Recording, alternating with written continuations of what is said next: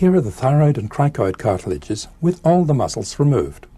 We'll add the cricothyroid muscle to the picture. Here it is. The cricothyroid muscle arises from here on the cricoid cartilage. It inserts on the thyroid cartilage, partly here on the lower border, and partly here on the inner aspect of the lamina. The cricothyroid muscle pulls the arch of the cricoid cartilage upwards. In doing so, it pulls the arytenoid cartilages backwards, making the vocal folds longer and tighter.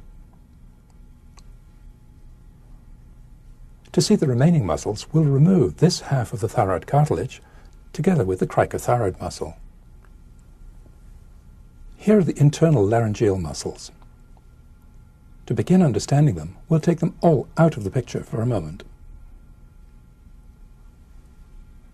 Here's the cricoid cartilage. Here's the arytenoid cartilage. Here's the conus elasticus. The vocal ligament is up here. This is the mucosa of the vestibule. The first muscles to add are the two cricoarytenoid muscles. Here's the posterior one. Here's the lateral one. They both converge on the muscular process of the arytenoid cartilage. The posterior cricoarytenoid muscle arises from here on the back of the lamina of the cricoid cartilage. The lateral cricoarytenoid muscle arises from the upper border of the cricoid cartilage.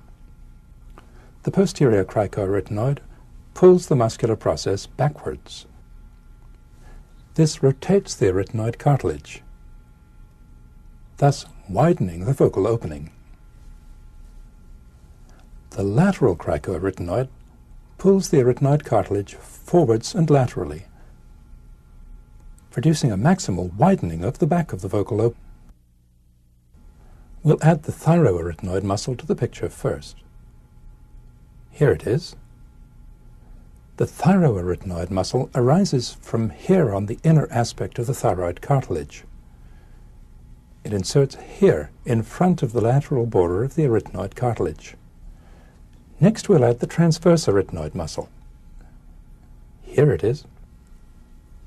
The transverse arytenoid muscle, also called the arytenoideus, is a sheet of muscle that bridges the gap between the posterior surfaces of the two arytenoid cartilages.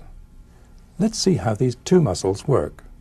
Contraction of the thyroarytenoid muscle rotates the arytenoid cartilage inward and pulls it forward, along with the cricoid cartilage. This action slackens the vocal ligaments and shortens the vocal opening from front to back.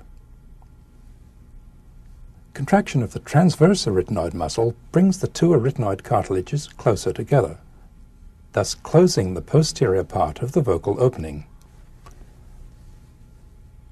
The sphincter action of the last two muscles is augmented by a pair of slender muscles that pass upwards toward the epiglottis, the aryepiglottic muscles. These begin behind the transverse arytenoid muscle, cross the midline, and extend upward and forward a little below the aryepiglottic fold.